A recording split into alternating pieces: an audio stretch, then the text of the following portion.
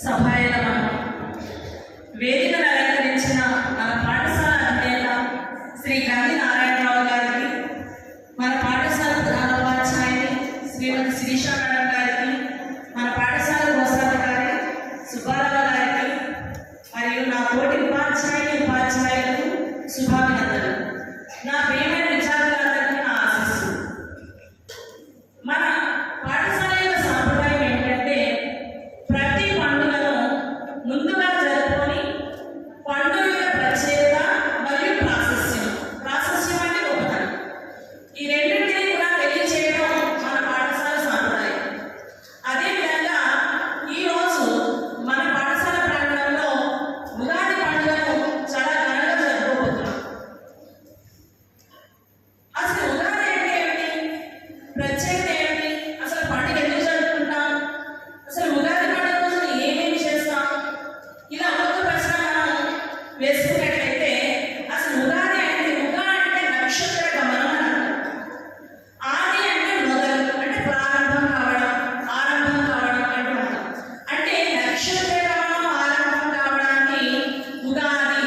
ఈ ఉగాదిని పూర్వకాలం యుగాది అని పిలిచేవారు, యుగ ఆది.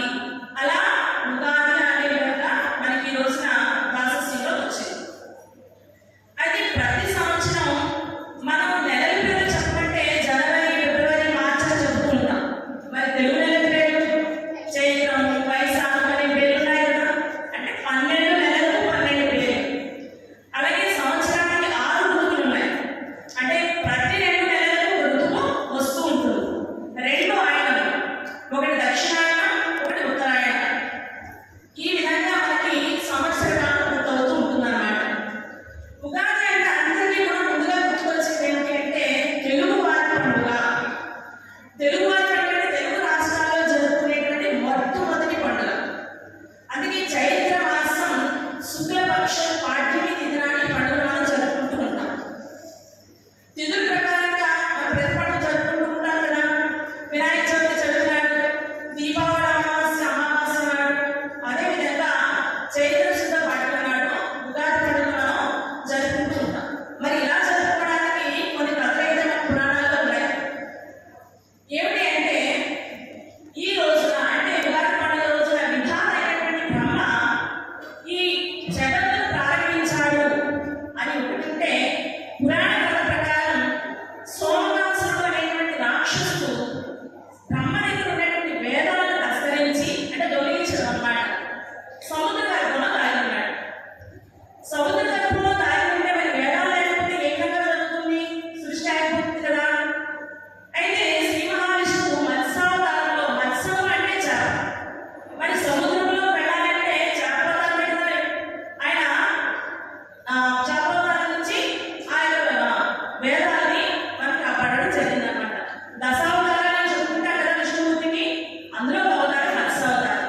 మత్స్యావతారం ధరించి అక్కడ ఉండేటువంటి సోమదాసుని వధించి ఆ యొక్క వేదాలను మళ్ళీ తిరిగి విధాతగారికి ఇస్తే మళ్ళీ ఆ రోజు నుంచి ఈ యొక్క జగత్తు ప్రారంభమైన పురాణంలో ఉన్నటువంటి కథ. అయితే ఈ పండుగను తెలుగువారే కాకుండా వివిధ రాష్ట్రాల్లో కూడా, అంటే మనకి మన భారతదేశంలో చాలా 20 రాష్ట్రాలు ఉన్నాయి కదా. అయితే ఈ రాష్ట్రాల్లో ప్రతి వారు కూడా కొన్ని పేర్లతో జరుపుకుంటూ ఉంటారు.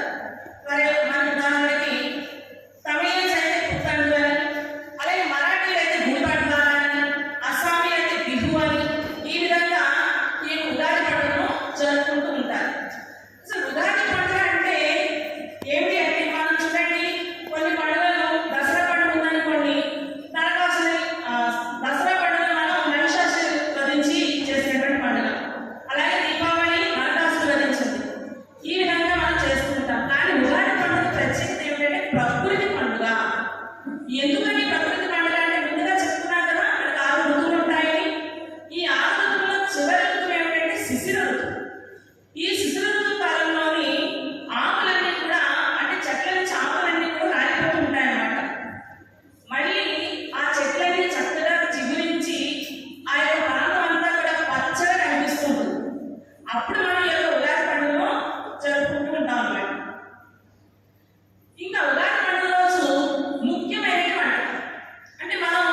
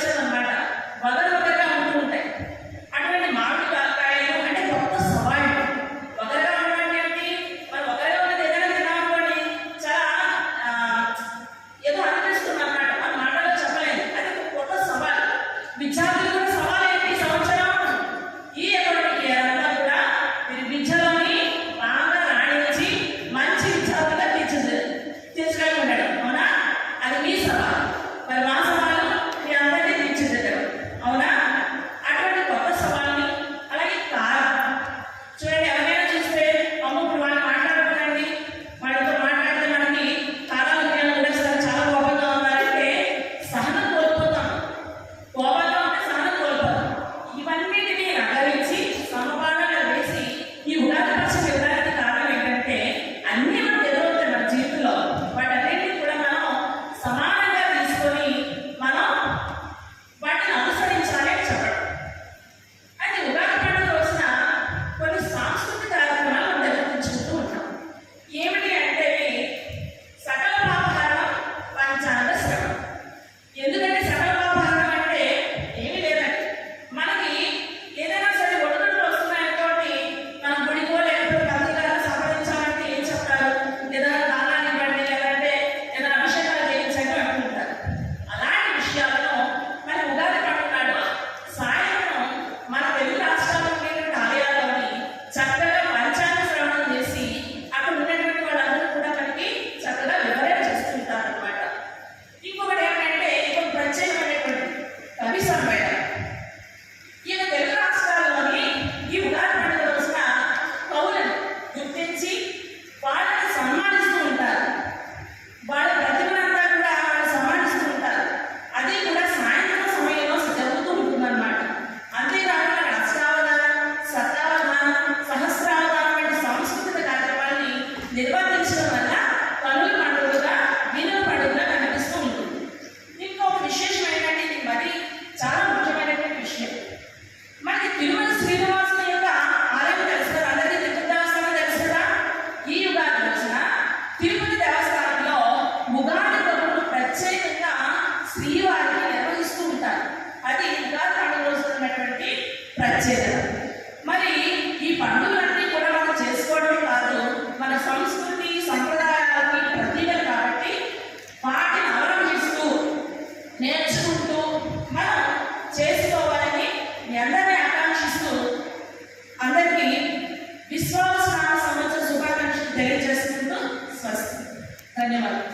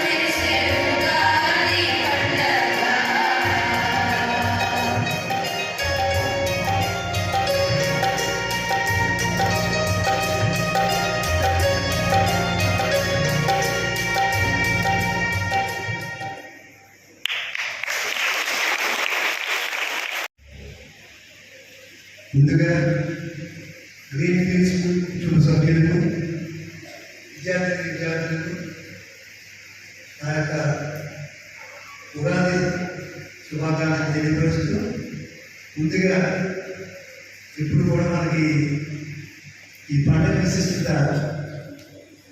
బాలామణం కానీ లక్ష్మీదేవి మేడం కానీ చెప్పడం ఒక ఆనమైంది.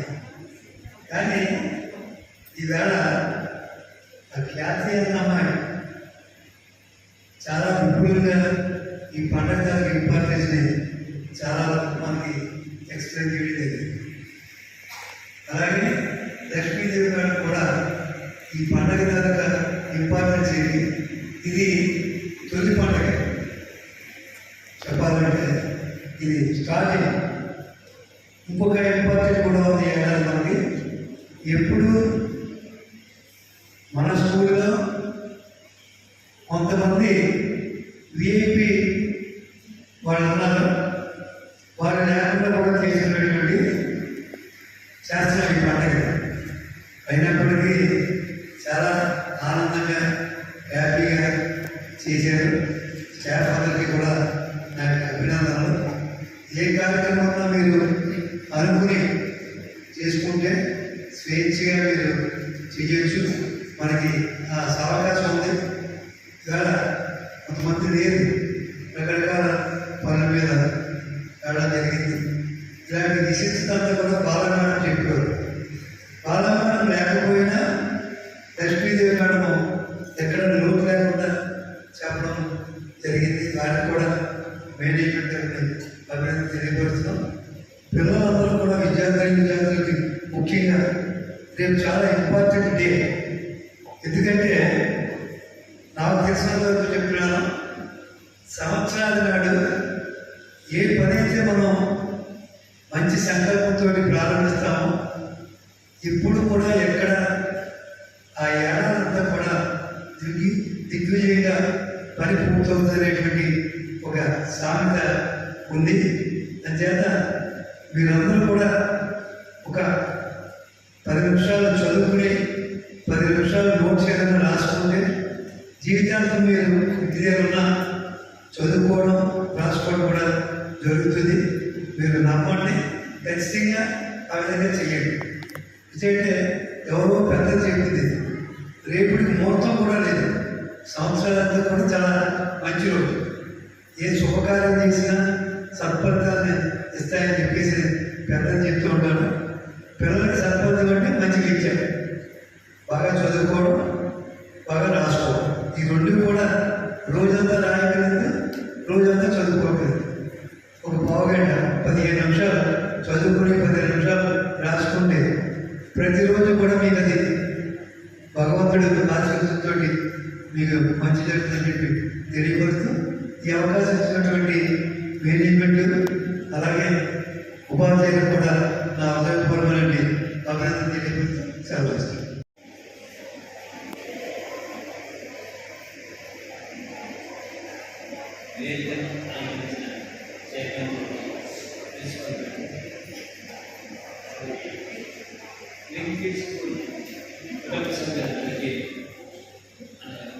ఉపాధ్యాయులకు, శిష్యులు, పిల్లలకి, స్టాఫ్ మెంబర్స్ అందరికీ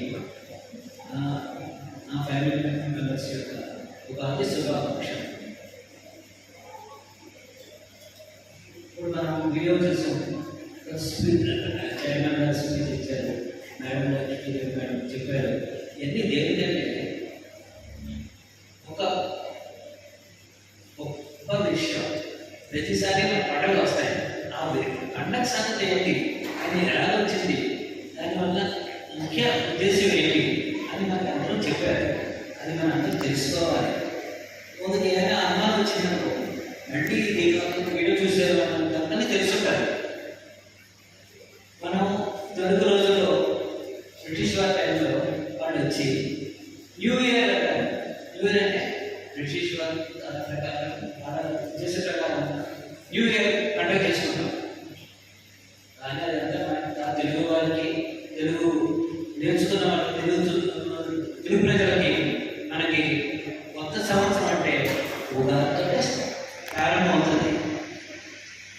రెండోది ఏంటంటే ఈ సందర్భంగా మనకి ఏదైనా పండుగ వచ్చితే ఆ రోజున మనకు స్కూల్ సెలవు వస్తుంది కాబట్టి మనం ముందు రోజునే దాని గురించి తెలుసుకొని మన మనసులో పెట్టుకొని ఇంటి దగ్గరికి వెళ్ళిన తర్వాత మన చుట్టాలకి ఫ్రెండ్స్కి తల్లిదండ్రులందరికీ ఈ విషయం చెప్పడాన్ని మేము మీకు తెలియగలదని చెబుతున్నాము. రెండోది ఏంటంటే ఈ ఉగాదిలో స్పెషల్ అంటే నాకు చెప్పారు 6 రకాల రుచులు మనం ఆ రోజున తింటాం. అంటే పదార్థం అనమాట. ఎలా చేస్తామంటే ఉగాది పచ్చడి అంటారు. ఆ పచ్చడిలో 6 రకాలు వేసి అందరూ మనం పొద్దున్నే అది మనం తీసుకుంటాం. ఇలా కార్యక్రమాలు చేస్తాం. మనం ఉగాది రోజున మనం ఎంత మంచి పనులే చేయాలి. మంచి పనులు అంటే పిల్లలు కాబట్టి ఒక చదువు శ్రద్ధ చూపి ఆ రోజు మనం కొద్దిగా సేపు అయినా చదివి ఈ 6 సంవత్సరం అంతా మంచిగా ఉండడానికి పెద్దలు చెబుతున్నారు కాబట్టి మీరు కూడా అదే విధంగా ఆచరించాలని మేమందరం కోరుతున్నాము. మరొకసారి ఈ గ్రీన్ ఫీల్డ్ స్కూల్ కుటుంబ సభ్యులందరికీ నా ఉగాది శుభాకాంక్షలు.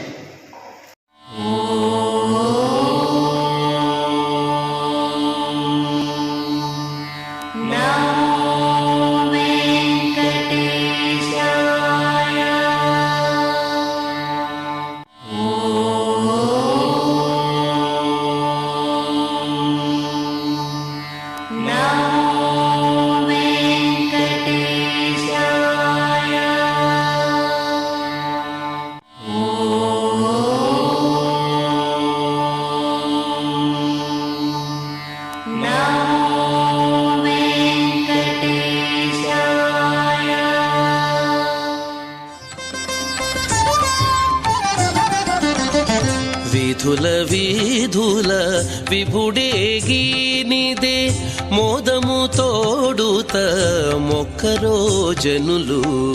వీధుల వీధుల విభుడేగీనిదే మోదము తోడుత మొక్కరో జనులు.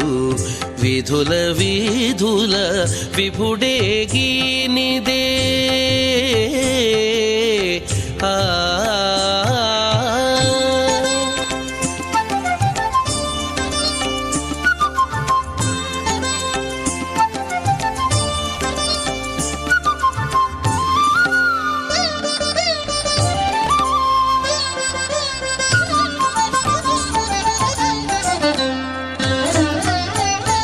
శ్రీ వెంకటగిరి శిఖరము చాయదే భావింప బహువైభవములవే. శ్రీ వెంకటగిరి శిఖరము చాయదే భావింప బహువైభవములవే. గోవింద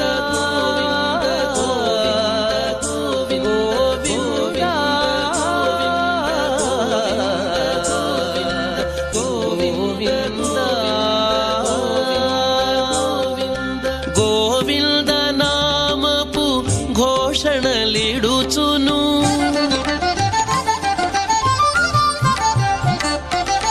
గోవింద నామపు ఘోషణలిడుచును. దైవం బితడని తలచరో జనులు. గోవింద నామపు ఘోషణలిడుచును. దైవం బితడని తలచరో జనులు. వీధుల వీధుల విభుడేగీనిదే మోదము తోడుత మొక్కరో జనులు. వీధుల వీధుల విభుడేగీనిదే మోదము తోడుత మొక్కరో జనులు. వీధుల వీధుల విభుడేగీ వీధుల వీధుల విభుడేగీ వీధుల వీధుల విభుడేగీ.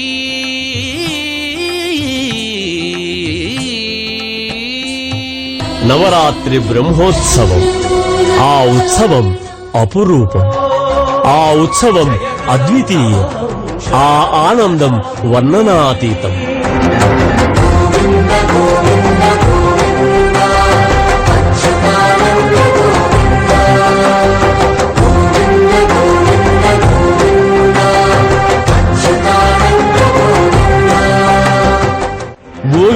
నామస్మరణతో మారుమోగే మాడవీధులు, భక్తితో సమర్పించే కర్పూరహారతులు, గంభీరంగా నడిచే గజరాజులు, లయబద్ధంగా సాగే కోలాటాలు, సంప్రదాయాన్ని సజీవంగా చూపే జానపద బృందాలు.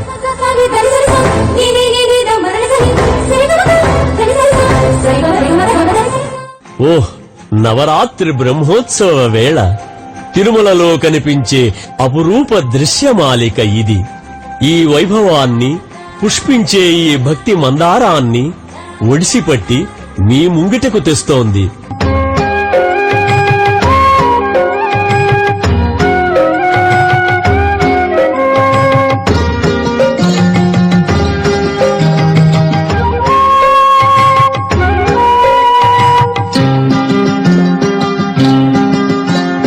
బ్రహ్మోత్సవం ఇది బ్రహ్మోత్సవం, బ్రహ్మాండ నాయకుని బ్రహ్మోత్సవం. బ్రహ్మోత్సవం ఇది బ్రహ్మోత్సవం, బ్రహ్మాండ నాయకుని బ్రహ్మోత్సవం. తిరుమలేశునిగాంచు దివ్యోత్సవం, తిరుమలేశునిగాంచు దివ్యోత్సవం. తిలకించు వారికిది నేత్రోత్సవం. బ్రహ్మోత్సవం ఇది బ్రహ్మోత్సవం, బ్రహ్మాండ నాయకుని బ్రహ్మోత్సవం.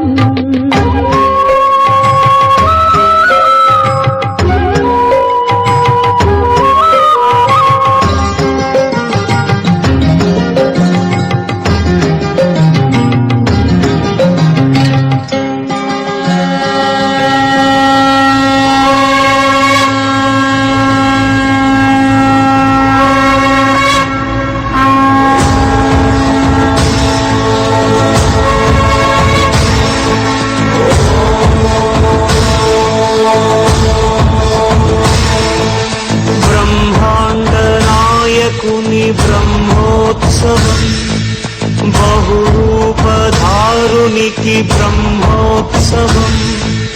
బ్రహ్మాండ నాయకుని బ్రహ్మోత్సవం, బహురూపధారునికి బ్రహ్మోత్సవం. శ్రీభూసతులతో శరణాగతులతో, శ్రీభూసతులతో శరణాగతులతో ఏడు కొండల పైన చక్కగా బ్రహ్మరూపునికి బ్రహ్మోత్సవం, అఖిల రూపాల అమృతోత్సవం, సుర సమూహాల సరసోత్సవం, వెంకటేశ్వరుని విజయోత్సవం. బ్రహ్మాండ నాయకుని బ్రహ్మోత్సవం, బహురూపధారునికి బ్రహ్మోత్సవం.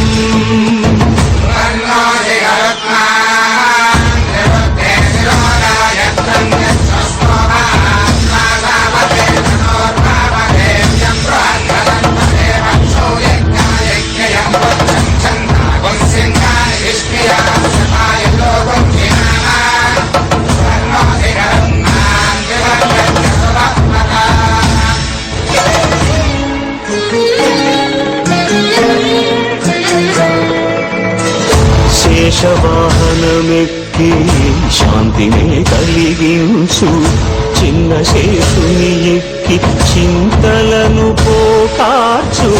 శేషవాహనమెక్కి శాంతినే కలిగించు, చిన్న శేషుని ఎక్కి చింతలను పోకార్చు. సింహవాహన శౌరి శౌర్యముని పెంచు, హంసవాహనమెక్కి హాయినే కలిగించు. ముత్యాల వానల్లు మూచి హరిపై కురియ, ముత్యాల పందిరిలో ముద్దాయణ. బ్రహ్మరూపునికి బ్రహ్మోత్సవం, అఖిల రూపాల అమృతోత్సవం, సుర సమూహాల సరసోత్సవం, వెంకటేశ్వరుని విజయోత్సవం. బ్రహ్మాండ నాయకుని బ్రహ్మోత్సవం, బహురూపధారునికి బ్రహ్మోత్సవం.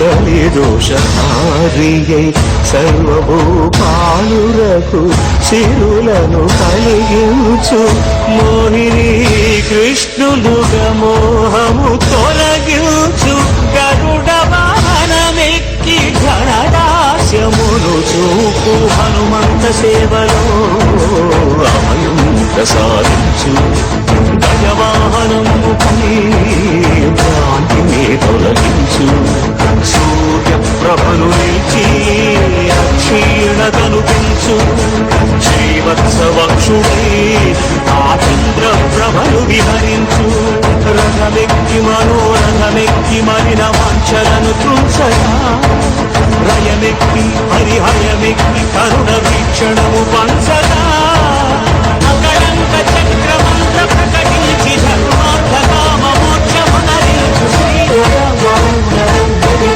గోవింద హరి గోవింద గోవింద హరి గోవింద ఆపదముక్కుల గోవింద అనాథ రక్షక గోవింద ఆపదముక్కుల గోవింద అనాథ రక్షక గోవింద గోవింద హరి గోవింద గోవింద హరి గోవింద గోవింద హరి గోవింద గోవింద హరి గోవింద గోవింద హరి గోవింద గోవింద హరి గోవింద ఆపదముక్కుల గోవింద అనాథ రక్షక గోవింద గోవింద హరి గోవింద గోవింద హరి గోవింద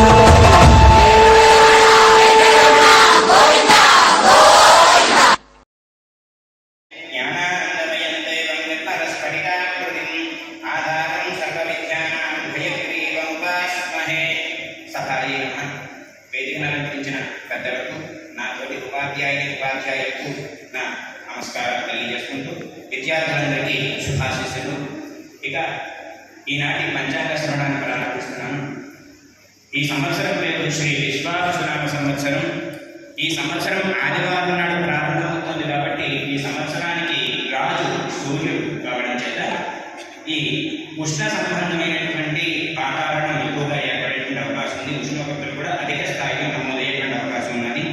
ఇక ఈ సంవత్సరానికి మంత్రి చంద్రుడు కావడంతో కాస్త ఆ ఉష్ణం నుంచి ఉపశమనం కలిగి వర్షాలు సక్రమంగా వస్తాయి. పంటలకు తగిన విధంగా వర్షపాతం నమోదవుతుంది. అధిక వర్షపాతం నమోదయ్యేటువంటి అవకాశాలు మనకి ఈ సంవత్సరం కనిపించడం లేదు. ఇక ప్రజలందరూ కూడా జాగ్రత్తలు పాటిస్తూ ఉష్ణ సంబంధమైనటువంటి వ్యాధులు వచ్చేటువంటి అవకాశం ఉంది కాబట్టి తగిన జాగ్రత్తలు తీసుకోవాల్సిందిగా సూచించడం జరుగుతుంది. ఇక ఋతుపవనాలు కూడా సక్రమమైన స్థాయిలో రావడం ద్వారా పంటలు కూడా సమృద్ధిగా పొందుతాయి. ఇక ఈ సంవత్సరం పుష్కరాల విషయానికి వస్తే ఈ సంవత్సరం సరస్వతి నదికి పుష్కరాలు రాబోతున్నాయి. ఈ పుష్కరాలు మే 15వ తేదీ నుండి మే 26వ తేదీ వరకు అనగా 12 రోజుల పాటు ఈ సంవత్సరం సరస్వతి నదికి పుష్కరాలు వస్తున్నాయి. ఇక ఈ సంవత్సరం గ్రహణాల విషయానికి వస్తే ఈ సంవత్సరం భూమి మీద 4 గ్రహణాలు ఏర్పడుతున్నాయి. అయితే మన భారతదేశంలో కనిపించేటువంటి గ్రహణాలు మాత్రం 2 మాత్రం కనబడుతున్నాయి. ఆ 2 కూడా చంద్రగ్రహణాలు. అందులో మొదటి చంద్రగ్రహణం భాద్రపద శుక్ల పూర్ణిమ అనగా సెప్టెంబర్ 7వ తేదీ ఆదివారం నాడు రాత్రి 9:56 నుంచి 1:26 వరకు, అంటే దాదాపుగా 3.5 గంటల పాటు ఈ చంద్రగ్రహణం ఏర్పడుతోంది. అది పెద్ద గ్రహణం. ఇది సంపూర్ణ చంద్రగ్రహణం. తర్వాత రెండవ చంద్రగ్రహణం ఫాల్గుణ శుక్ల పౌర్ణిమ అనగా మార్చి 3, 2026 సంవత్సరంలో ఏర్పడబోతోంది. ఇది మంగళవారం నాడు ఏర్పడబోతోంది. అయితే ఇది సంపూర్ణ చంద్రగ్రహణం అయినప్పటికీ మధ్యాహ్న సమయంలో ఈ గ్రహణం ఏర్పడుతుంది కాబట్టి మనం సూర్యాస్తమయం తర్వాత మాత్రమే ఈ గ్రహణాన్ని వీక్షించడం జరుగుతుంది. ఇక ఈ సంవత్సరం రాశి ఫలితాలు కనుక పరిశీలించినట్లయితే ముందుగా మేషరాశి. ఈ మేషరాశిలోకి అశ్విని 4 పాదాలు, భరణి 4వ పాదం, కృత్తిక 1వ పాదం ఈ మేషరాశిలోకి వస్తాయి. మేషరాశి వారికి ఈ సంవత్సరం ఆదాయం 2, వ్యయం 14, రాజపూజ్యం 5, అవమానం 7గా కనిపిస్తున్నాయి. ఇక ఈ మేషరాశి వారికి ఈ సంవత్సరం అన్ని విధాలుగా అనుకూలంగా ఉంటుంది. శుభ కార్యక్రమాలు నిర్వహిస్తారు. మీ శత్రువులు కూడా మిత్రులుగా మారేటువంటి అవకాశాలు కనిపిస్తున్నాయి. విద్యార్థులకు గురుబలం అధికంగా ఉండడం చేత కష్టపడితే మంచి ఫలితాలు సాధించవచ్చని తెలియజేస్తున్నాం. ఇక వృషభ రాశి. వృషభ రాశిలోకి కృత్తిక 2, 3, 4 పాదాలు, రోహిణి 4 పాదాలు, మృగశిర 1, 2 పాదాలు ఈ వృషభ రాశిలోకి వస్తాయి.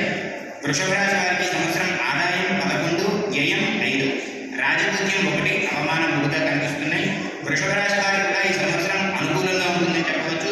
సంఘంలో గౌరవ మర్యాదలు, మంచి ఆదాయం, పూజ్య యోగం కూడా కలుగుతాయి. అయితే విద్యార్థులు కూడా జ్ఞాపక శక్తి ద్వారా మంచి ఫలితాలు సాధిస్తారు. ఇక మిథున రాశి మృగశిర 3, 4 పాదాలు, ఆరుద్ర 4 పాదాలు, పునర్వసు 1, 2, 3 పాదాలు మిథున రాశిలోకి వస్తాయి.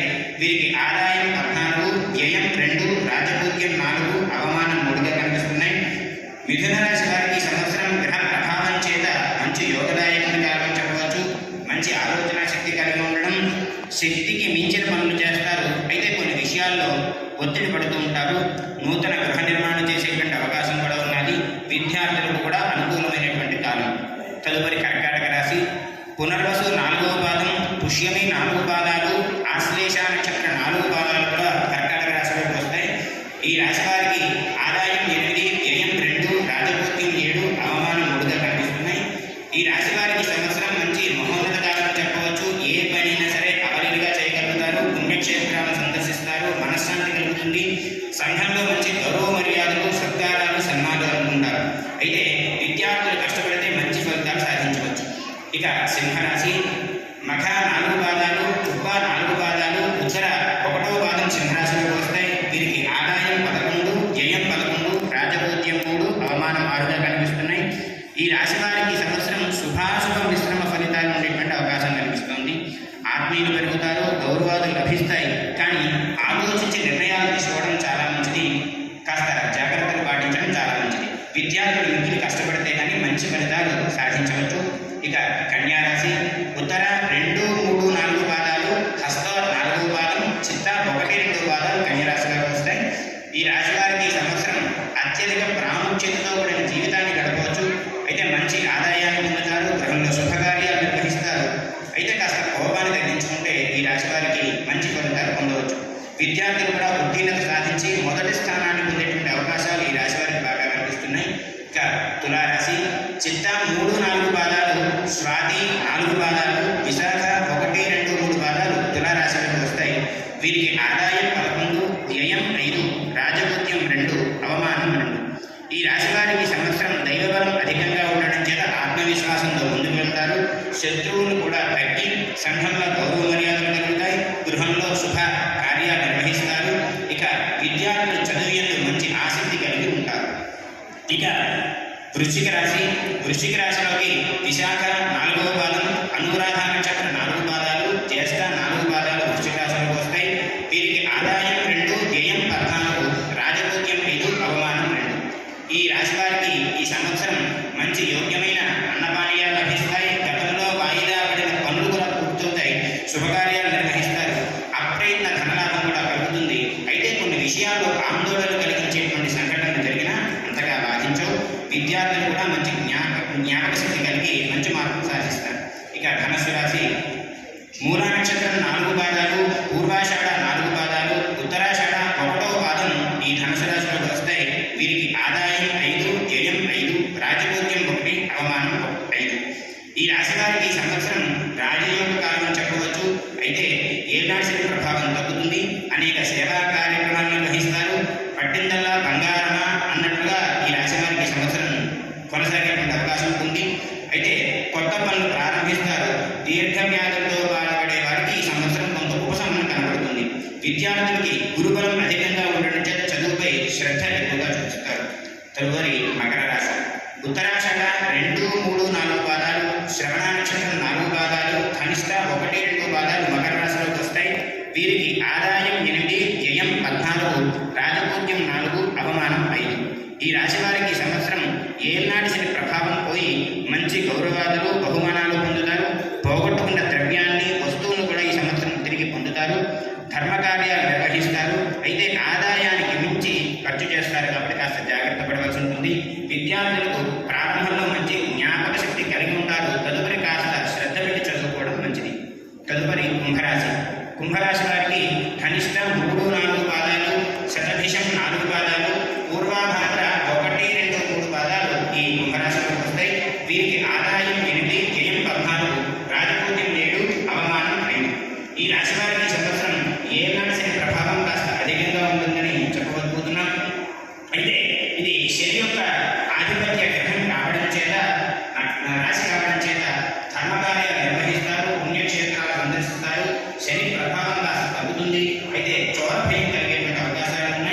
అహంకారానికి పోకుండా ప్రారంభించడం చాలా మంచిది. విద్యార్థులకు మంచి గురువుల చేత మంచి మార్పులు పేరు సాధిస్తారు. తదుపరి మీనరాశి. పూర్వభాద్ర 4వ పాదం, ఉత్తరాభాద్ర 4 పాదాలు, రేవతి నక్షత్ర 4 పాదాలు మీనరాశిలోకి వస్తాయి. వీరికి ఆదాయం 5, వ్యయం 5, రాజపూజ్యం 3, అవమానం 1. ఈ రాశి వారికి కూడా ఈ సంవత్సరం ఏనాటి శని ప్రభావం అధికంగా ఉండబోతోంది. కాస్త ఇబ్బందికరమని చెప్పవచ్చు. మీ మనశ్శాంతి, ఓర్పు, వినయ విధేయతలతో పనులు సాధించేటువంటి ప్రయత్నం చేస్తారు. అధిక ఖర్చులు ఏర్పడేటువంటి అవకాశం ఉంది. విద్యార్థులు కాస్త కష్టపడి మంచి ఫలితాలు సాధించవచ్చు. అయితే ఈ సంవత్సరాన్ని పూర్తిగా పరిశీలించినట్లయితే మొత్తం మీద అందరికీ ఈ సంవత్సరం చాలా మంచి యోగమని చెప్పవచ్చు. ఇక దైవ ప్రార్థన ద్వారా మంచి ఫలితాలు సాధించవచ్చు. ఇది ఈ సంవత్సరం నాటి పంచాంగ ఫలితాలు. ఇక ఈ కార్యక్రమానికి విచ్చేసినటువంటి విద్యార్థులకు అందరికీ కూడా నా విశ్వాసనామ సంవత్సరం ఉగాది శుభాకాంక్షలు తెలియజేస్తూ ఈ పంచాంగ శ్రవణాన్ని ఇక్కడ ముగిస్తున్నాను. మంగళం కోశలేంద్రాయ మహనీయ గుణాత్మనే చక్రవర్తి ధనుజాయ సార్వభౌమాయ మంగళం. స్వస్తి. Respected Chairman, Sri Kandi Narayan Rao Garu, Treasurer, Sri M.P. Subbarao Garu, dear staff, dear parents, and my dear beloved children, a very good evening, everybody. So at the outset, I take this great opportunity to wish you all a very happy Ugadi. Happy Ugadi, children. So till now, you have witnessed lot of activities happening right in front of you, right?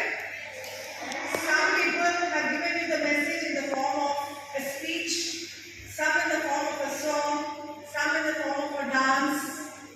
But all put together, what is that we are here to learn today? Yes, children? It is all to learn about our culture. See, any festival, for that matter, any time in the school, we celebrate that because we want the children to learn the culture of our country. India has a beautiful culture and children are so privileged that they get the opportunity in the school to learn the culture. But to my observation,